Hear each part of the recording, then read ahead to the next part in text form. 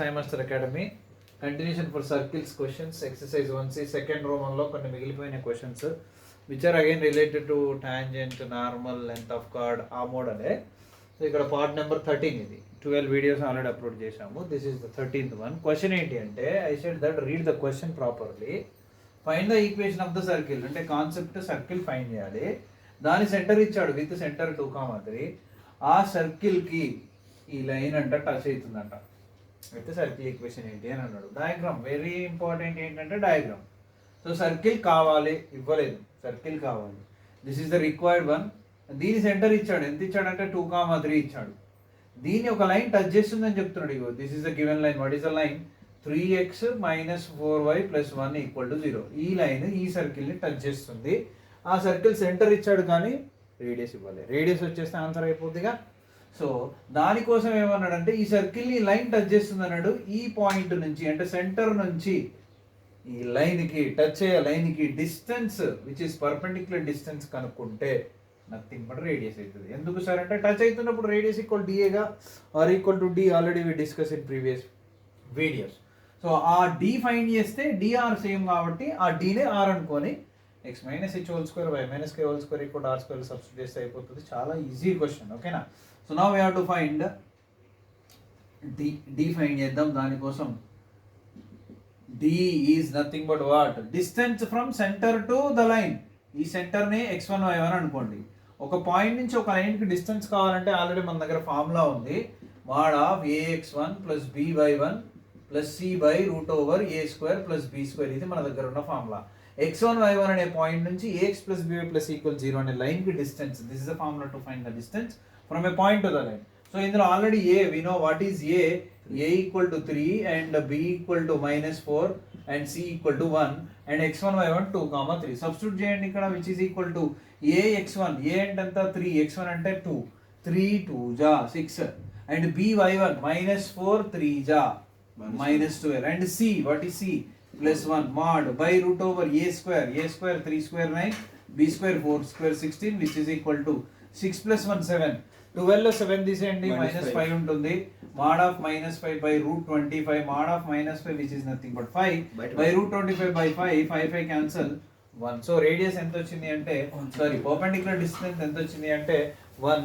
Since line ఏం చేస్తుంది? Touch అవుతుంది. Touches, therefore r = D = 1. So r వచ్చేసింది. అండ్ ఆల్సో వాడు సెంటర్ ఇచ్చాడు. సెంటర్ ఎంత ఇచ్చాడు? 2,3. Consider as h, k. So h, k ఇచ్చాడు. రేడియస్ ఉంది. సర్కిల్ ఈక్వేషన్ ఏంటి? చాలా ఈజీ. మనం చాలాసార్లు యూజ్ చేసాం. So that is x - h² + y - k² = r². So x - h means 2 whole square plus y - k means 3 whole square which is equal to r² is 1. Expand చేయండి, final answer వచ్చేస్తుంది. Expand చేస్తే you will get what I am writing directly. x² + y² - 4x - 6y and this is 2 2 4, this is 3 3 9, 9 + 4 13. 13 లో 1 తీసేయండి, +12 = 0. This is the required circle. ఈ సర్కిల్ని ఈ line touch చేస్తుంది అనమాట. ఓకేనా? అప్పుడు ఇది circle equation. And one more question ఇక్కడ రాసాను చూడండి. ఏంటి ఆ క్వశ్చన్ అంటే, find the equation of the circle with centre -3,4 touches by axis. అంటే ఇక్కడ డయాగ్రామ్కి వెళ్ళండి, మీకు 99% సొల్యూషన్ ఈజీగా అయిపోతుంది. సో ఇక్కడ ఒక సర్కిల్ సెంటర్ ఇచ్చాడు. ఆ సర్కిల్ y యాక్సిస్ ని టచ్ చేస్తుంది అంటే it will be like this అన్నమాట. సో ఇలా y యాక్సిస్ ని టచ్ చేస్తుంది అని అన్నాడు. దీని సెంటర్ ఎంత ఇచ్చాడు? -3,4 ఇచ్చాడు. -3,4. ఓకేనా? ఒకవేళ నువ్వు ఇలా జాయిన్ చేస్తే ఈ x వాల్యూవే -3, ఈ y వాల్యూవే 4. That's why -3,4 is the centre.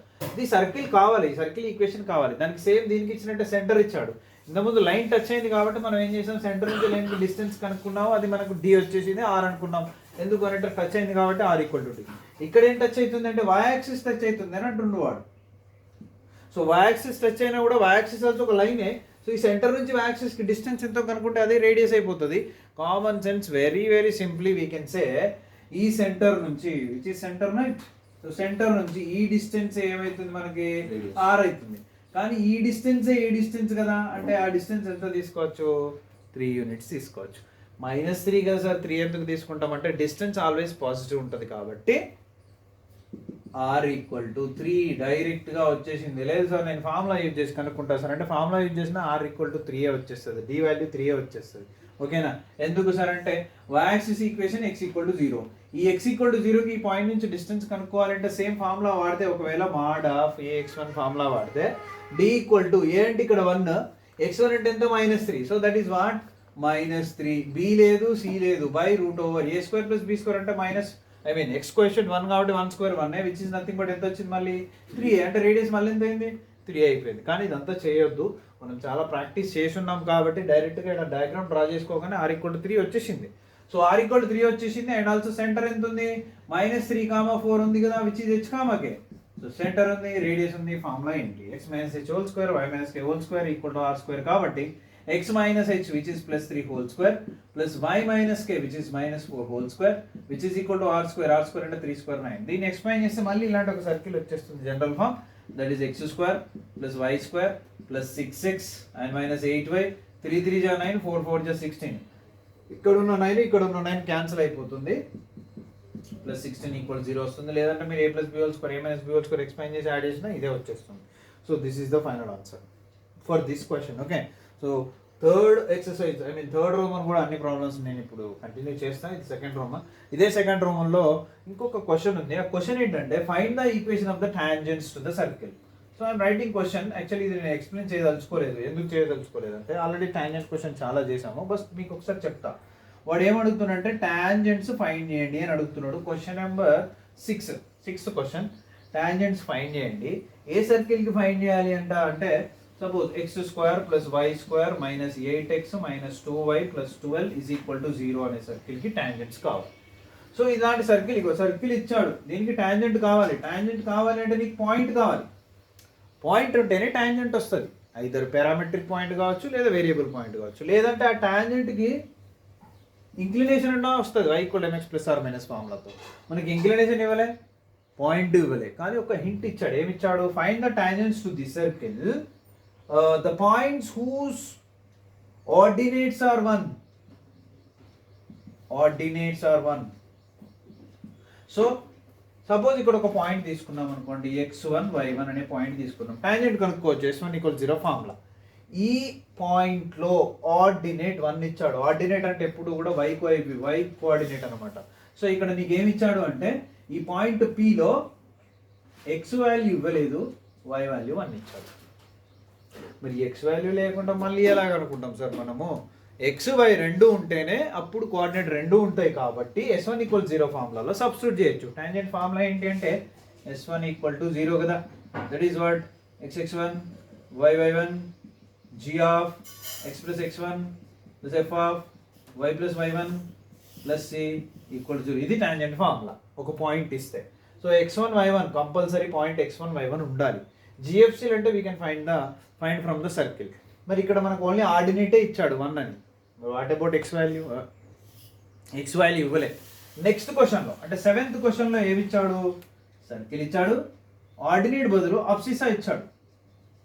ఆబ్సిసా ఎంత ఇచ్చాడు? ఆబ్సిసా అంటే సేమ్ మళ్ళీ 1 ఇచ్చాడు. సో అక్కడ కూడా సేమ్ టాంజెంట్సే కనుక్కోమంటున్నాడు. సర్కిల్ ఇచ్చాడు, ఆబ్సిసా అంటే ఎక్స్ వాల్యూ ఇచ్చాడు, వై ఇవ్వలే. అంటే అక్కడ పాయింట్ ఎలా ఉంటుంది అంటే ఈ ఎక్స్ వాల్యూ ఇచ్చాడు, వై వాల్యూ ఇవ్వలే.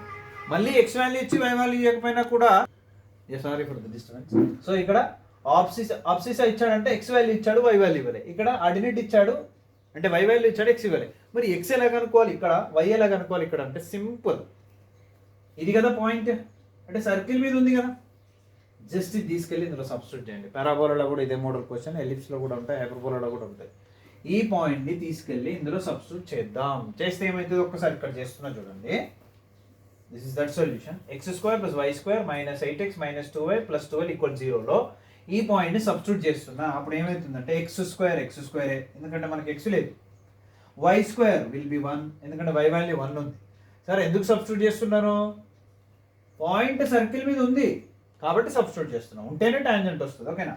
And -8x and -2 × y -2 × 1 -2 + 12 = 0. ఇది ఇచ్చిన సర్కిల్. ఇందులో మనం పాయింట్ సబ్స్టిట్యూట్ చేసాం. ఇప్పుడు చూడండి, x² okay, 8x okay, constants 1 12 13 13లో 2 తీసేస్తే 11 which is nothing but what plus 11 equal to 0. So ఇది ఒక quadratic equation. Just minute, circle equation కరెక్టేనా? -8x -2 into y, yeah. Ordinates are 1, yeah. So చూడండి, ఇక్కడ మనకి x² లో ఒక క్వాడ్రాటిక్ ఈక్వేషన్ వచ్చేసింది. దీని నుంచి ఇది క్వాడ్రాటిక్ ఈక్వేషన్ కాబట్టి దీని నుంచి మనకి 2 x వాల్యూస్ వస్తాయి, ఎందుకంటే క్వాడ్రాటిక్ కాబట్టి. అందుకే వాడు క్వశ్చన్ ఏమన్నాడు అంటే ఆర్డినేట్స్ అంటాడు అనమాట. సో ఇప్పుడు సపోజ్ x1 వాల్యూ ఏ వచ్చింది అనుకుందాం, x2 వాల్యూ b వచ్చింది అనుకుందాం, ఏదో ఒక నెంబర్ వచ్చింది. అప్పుడు x1 వాల్యూ ఏ కాబట్టి పాయింట్ ఏమవుతుందంటే a, 1 అవుతుంది. ఇక్కడ ఏమవుతుందంటే b, 1 అవుతుంది. 2 పాయింట్స్ వచ్చినాయి కదా, ఈ పాయింట్ దగ్గర టాంజెంట్ అంటే ఈ పాయింట్ తీసుకెళ్ళి ఇందులో పెట్టడమే, ఈ పాయింట్ దగ్గర టాంజెంట్, ఈ పాయింట్ తీసుకెళ్ళి ఇందులో సబ్స్టిట్యూట్ చేయడం. Then you will get the equation of the tangent at this point and this point. That's why 2 ordinates అని మెన్షన్ చేశాడు. ఇక్కడ అబ్సిస్గా 1 ఇచ్చాడు. అబ్సిస్గా 1 ఇచ్చాడు అంటే ఏంటి, x వాల్యూ 1 ఇచ్చాడు అనమాట. సేమ్ ఈ పాయింట్ మళ్ళీ మనకి ఇచ్చిన ఈ క్వశ్చన్లో వేరే సర్కిల్ ఇచ్చాడు, ఆ సర్కిల్లో సబ్స్టిట్యూట్ చేస్తే వైలో క్వాడ్రాటిక్ ఈక్వేషన్ వస్తుంది. When you will get quadratic equation in terms of y, 2 y values వస్తాయి. అంటే నీకు 1, ఒక y వాల్యూ, 1, ఇంకొక y వాల్యూ. సో మళ్ళీ 2 పాయింట్స్ వస్తాయి, అంటే మళ్ళీ 2 టాంజెంట్స్ వస్తాయి. సో ఇదే question number 6 and question number 7. So these two also practice once. You will get in parabola also similar questions. So this is second Roman మొత్తము finish అయిపోయింది. Continuation third Roman మనం చేయబోతున్నాము. So third Roman next వీడియోలో చెప్తాను నేను, ఎందుకంటే చాలా questions ఉన్నాయి. ఒక్క నిమిషం. థర్డ్ రోమన్లో యా వీ హ్యావ్ 13 క్వశ్చన్స్. అందులో నేను I will give you important questions, similar questions I will give you as homework. ఓకేనా? Right. So please share to maximum and subscribe the video.